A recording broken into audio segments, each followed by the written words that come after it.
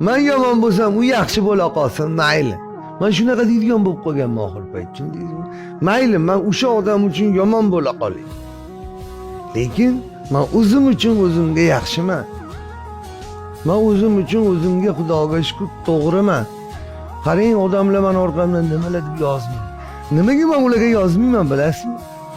Nima qilaman, vaqtimni ajratib o'zimni, men qimmatli vaqtimni bo'lar bo'lmasga yozib, tanisam, tanimasam unga javob qilib, nima qilaman, nima menga foyda, nima naf?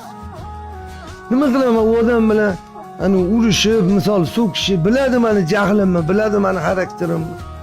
Mana shunaqa qilmoqchi bo'ladi, tushundingizmi? Unga shu narsa kerak. Mana o'sha narsa bilan u ochko olmoqchidir yoki o'ziga bir obro' olmoqchidir.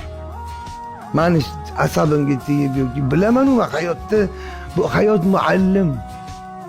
Biz o'quvchi, hayot o'qituvchi, biz o'rganaveramiz hayotda.